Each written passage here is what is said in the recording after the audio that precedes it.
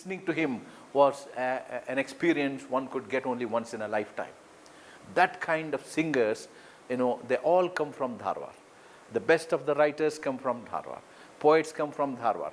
So this has always really bothered my mind. It has boggled me in the sense, why only in Dharwad, a small town in North Karnataka, bordering Bombay or Bombay, Karnataka, why only in this place so much of music, so much of literature, so much of poetry flourished? Why not in other parts of Karnataka? I'm not saying in Mysore there are great writers, your own grandfather, R.K. Narayan and all those people, but all put together, the music, poetry, writers and things like this, all put together. And I was always trying to wonder, why here? Then I was also interested in the environment, because since I come from that place, we had a professor by name Uttangi, Professor Uttangi, who was a zoologist turned ornithologist turned environmentalist, a great man. And he could see a bird about half a kilometer at the age of 75 without wearing glasses. And he would say, that is a bird, this is a bird. And he told me once, look, Dharwad is a place, never that kind of a place you have anywhere in the country. Because here are the 4 or 5 ecosystems. Ecosystems means, lakes, the forests, grasslands, shrubby forests. So we had Western Ghats on one side. You have heard of the Western Ghats. There has been a lot of discussion and topic and writing about Western Ghats recently. You know Western Ghats, aren't you? You're aware. So Western Ghats are globally important forests. They are called biodiversity hotspots. On this earth, we have such 18 mega biodiversity hotspots. 18, like Amazon forest, like Indonesian and Malaysian rainforests, like the Chinese panda, wildlife sanctuaries, and so on, all put together. So we have 18, and out of 18, we have 2 biodiversity hotspots. One is the eastern Himalayas, stretching from Assam and up to Burma, Rangoon, and Thailand and all that. And the second is the Western Ghats, that is from the Tapi River of Gujarat up to the Kanyakumaris, the south end. So up to the south, the tip of the south. So these Western Ghats have formed according to geological time scales about 200 million years ago. There was a tectonic plate fault and the eruption, and for thousands of years there was an eruption, and these Western Ghats, which are older than Himalayas, have been formed. So we have Western Ghats on one side, that's what Uttangi used to say. And parts of Dharwad, parts of Belgaum, then we have Markera, then parts of a little bit of Mysore, Bandipur, then Mangalore, Karwar, Chikmagalur, and all these nearly 8 districts. They cover the parts of the Western Ghats along the west coast. So we have the Western Ghats on one side, then the shrubby forest, that is where you get a lot of mammals, small mammals, like the rabbits and the deer and all that, on which depend the major animals like the tigers and the deer and the the tigers, panthers, so on.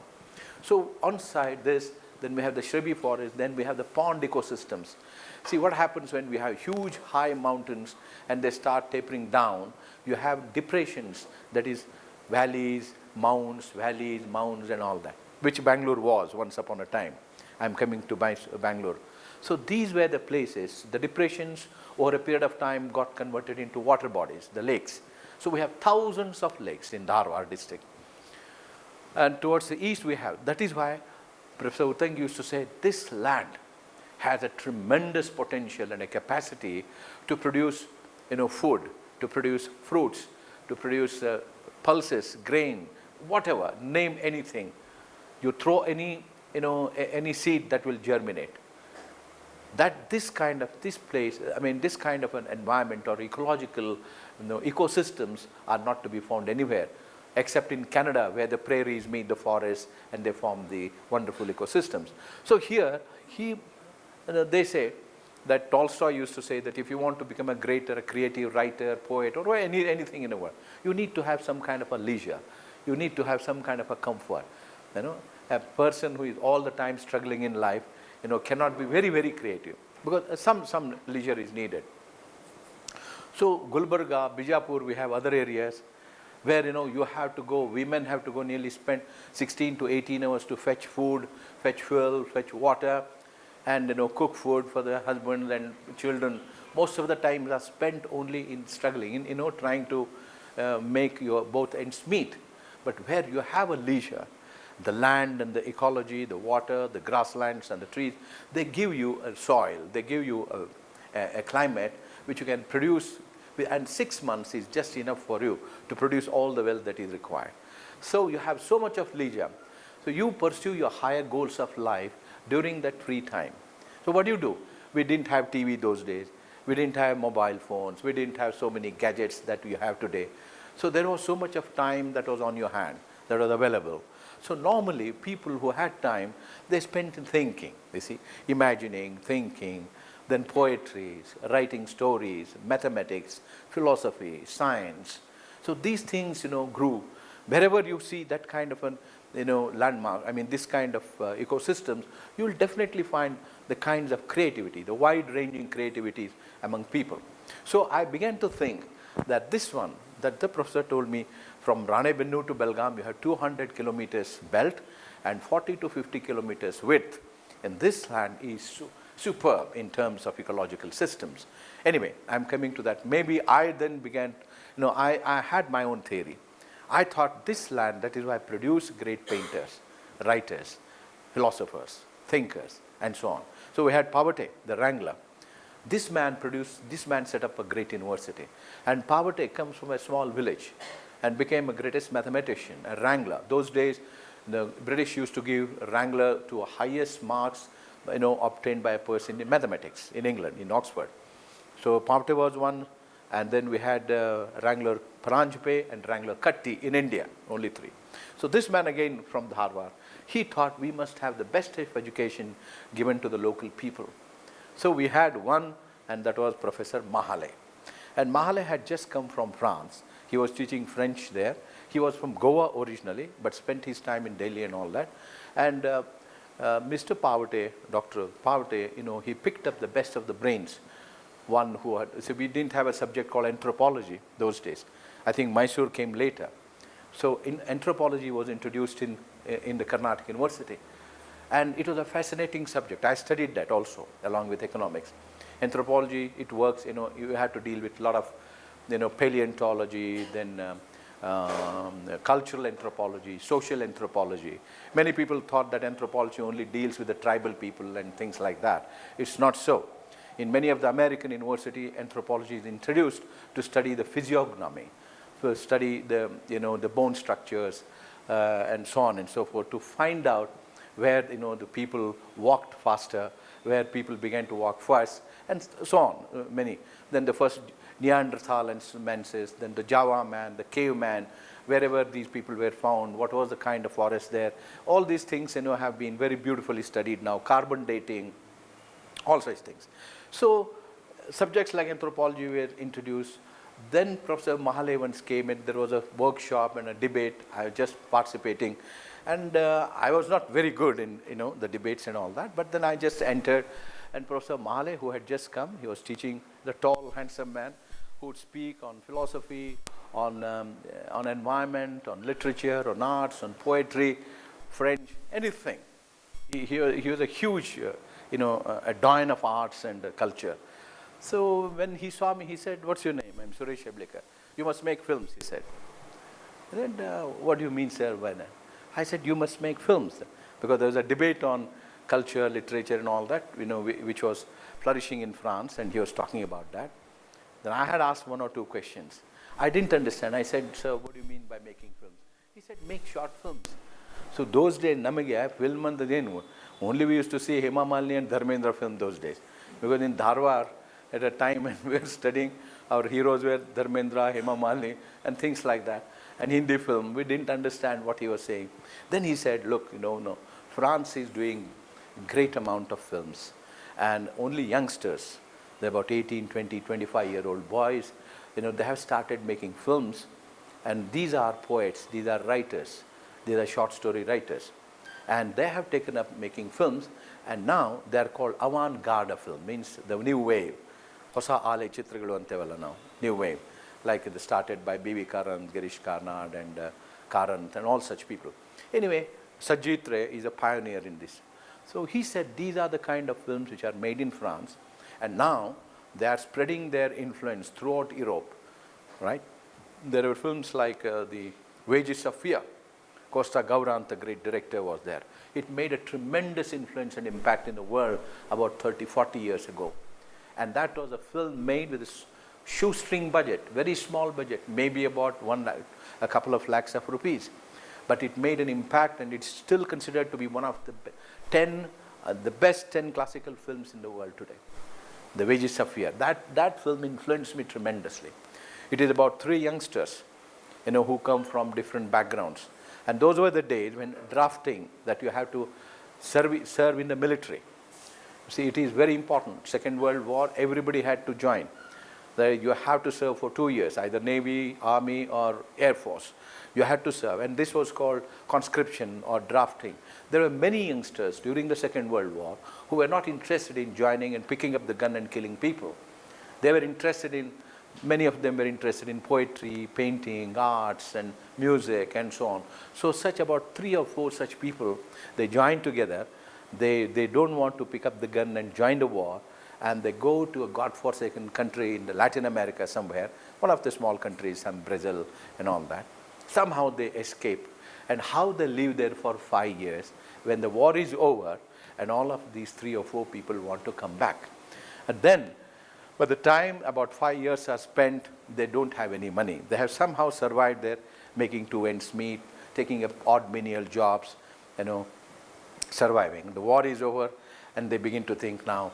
One is thinking of his mother, one is thinking of his girlfriend, and there is an elderly person. He says, "Oh, I have left my wife behind. I don't know what has happened, whether she's alive or not." When a young fellow says, "I want to go and hold my girlfriend and tell her that I love you." So all these, after 5 years, all these 4 guys want to come back, but they don't no money, nothing.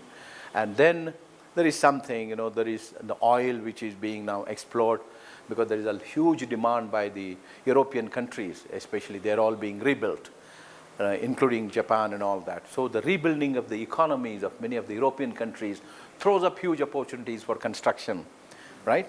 Construction. They want cement, they want steel, they want so many things. And now America grabs that chance, because that's the only huge country which can supply millions of tons of cement, steel. They put up great steel factories in Canada, in America. So acid rain also, where those days the pollutions were inspected. But at the same time, these opportunities, then people begin to explore oil fields in Latin America, many of these countries. And there, one guy, the oil tycoon, he says that, "I want to carry oil to New York refinery, and the guys who can ride these huge trucks, I will offer wonderful wages." So the film was called Wages of Fear. So I will give great wages to those who will reach, and the 300 miles. And 300 miles is unmotorable, tough roads, then how you drive, and the oil, they are all in oil cans. They're jammed, back to back and neck to neck, they are filled and tightened and jammed into the truck, and you have to carry. If something goes wrong, there will be an explosion, and nearly about 5 kilometers around, the whole thing will be burnt, because they'll demonstrate that. And many people who had tried that never came back, because most of the trucks were blown up and they were, they had died. But these 4 guys, they take the opportunity. They said, "We have to go back somehow." They drive the trucks. And how they drive the truck, and is the story of the film, and how they come back. You have to deliver the oil to New York refinery, come back, take $2,000 those days. All the 3 people die. Only one man survives. He's a German guy. He's tough. He's focused. He doesn't think of a girlfriend. He doesn't think of anyone. He just wants to go back. But when he delivers the oil, he's coming back with $2,000. He is remembering now he's going back to his country, and he's very happy. But small images, flashback of a young girl, serving tea, serving this bread and all. It starts coming into his mind. A very young, beautiful, small girl, a local girl, where he spent 5 years. She used to come and serve him, look at him, go back. He begins to think of her. That's all. And as he's thinking of her more, her smiling face and all that, and he suddenly sees there's a culvert. He doesn't see, he tries to avoid. He can't, he goes down, he crashed and killed. This is the story of Wages of Fear. And Mahale told us, well, these were the films which were made in France those days. And these films, they made a great impact because he was saying that the American films were trying to destroy the sensitivity of the people. And especially Europe was trying to Renaissance and all that. They were trying to be more, creative in the world. So they say these American films with their gory violence and guns and things like that, meaningless kind of a stuff. So they wanted to counter the impact of this. So came this. So Mahale was telling me, Suresh, make some kind of film because India is such a great country. Multicultural, multi-religious, multilingual. You have the great script you have before you. There is poverty, there is richness, there is middle class, there is lower middle class. There's so much of the history of 5,000 years. And you will never get a country like this anywhere in the world. I have gone around the world for 20 years and I have seen, and great literature, poetry, imagination can all flow from the people of this country. He said, try to make films in this country. That's what he told me. I was so amazed. I was really fascinated. I think I used to tell Jairam about my experience of. And then this is how, when I came after my post-graduation to Bangalore, and we picked up a couple of my friends, and I said, well, why not we start making short films? Then I took a job in a bank. It's a stopgap arrangement, just about 9 months. It's an agriculture bank. And I worked there for about 9 months, and then we started making short films. We pick up small stories and edit the film. There was no editing facilities. We would go to the Polytechnic Institute. Spliceler was there. We would sit there, edit the film, and take it and show around to the colleges and all. Because there was no sound, Asima. Yeah. We gave the name Asima. We used to go around and show it to the colleges and universities. And because there was no talkie, because the talkie was expensive, we didn't have that much of salary, to make a talkie film. So we would spend about 1,000, 2,000 rupees those days, and then make a short film. But then we'll write the credit. So what are you looking at? So we'll write what I know. Oh, she's looking at you. She's looking at you. We'll show her. So that kind of film. Credit titles would come, and that's how we started making the film. Once in Jayanagar, we showed in World Culture. There were people. Then I was given a running commentary because all my other friends, they wanted me to act also. Hey, Nina madapa one act idrol Nina madu anta. So nane act madodu, nane direct madodu, hinge birodinta ella. So once we showed to a couple of people, and then in the evening, my friend said, oh, it was all very good. Come on, let's go to a bar and have a beer. Those days. We went there. Those 3-4 people who had come to World Culture, they were sitting there. Hello, Mr. Heblikar. Gentlemen, come here. You are giving a commentary, today, this evening. Yes, so what is that film? What do you think about yourself? you think we are all fools? What is that film? He said. He said, what the films? It didn't make any sense to us. So I said, we had all kinds of funny experiences and all. And there was a time when a friend of mine who used to hire a camera, and Prasad, he made a kankana. Then he said, there is one good role for you. Would you like to act? He said, the role of he said, he was a playboy. I said, sir, any role chalta hai, we'll do it. So this is how I stepped into making films, and I started acting. Then I got fed up with acting because I said, you have to get directed by somebody. And I thought there are not enough people, who could really take the best out of me or things like that. It's good that I direct my own films. I came. So meanwhile, this environment is a thing. My film called Aparichita had become a big hit. Madam Mary was talking to me. She said she had seen my film and all. So Aparichita became a big hit. And then my friend, Mr. Nagesh Hegde, who used to write on environment and all those days, he said, sir, there is a nuclear power plant coming in Kaiga, in Karwar. And the government of India wants to set up and they see the Western Ghats nuclear power plant. And then there was a Chernobyl accident. This Chernobyl accident, there was an explosion, a big accident of the nuclear power plant. Many people had died and they caught cancer and so on and so forth.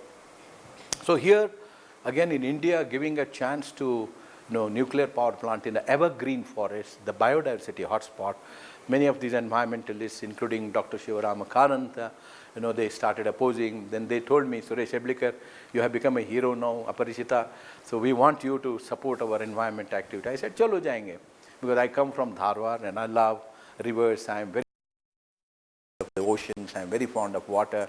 and would love to come and support this agitation against power plant. So I joined this movement, and then it became slowly, started becoming larger and larger, the movement.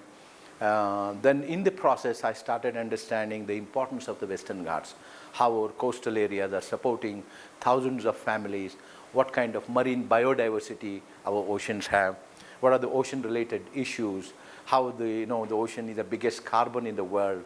Today we are talking about global warming, and then the oceans are the biggest carbon sinks. And then the rivers, the estuaries especially, which produce huge amounts of the prawns and fish and all that.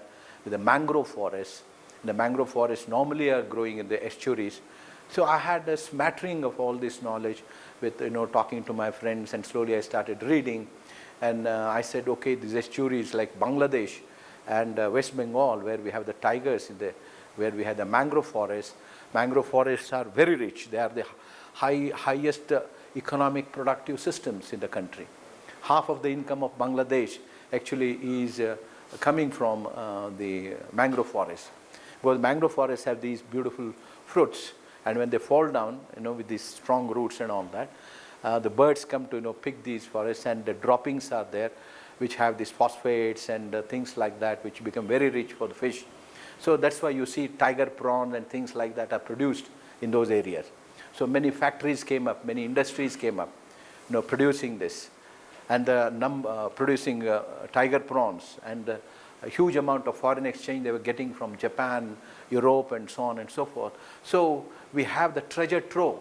The Western Ghats are the treasure trove of potential energy, irrigation, drinking water, oxygen, biomass, hybrid power, you name anything. You have the Western Ghats there.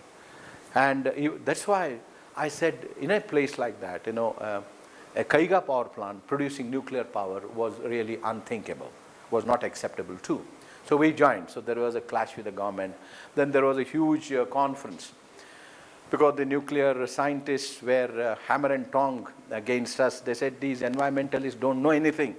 Raja Ramanna told Ramakrishna Hegde, who was the chief minister, these environmentalists, they have no knowledge about what is nuclear power. They have not studied.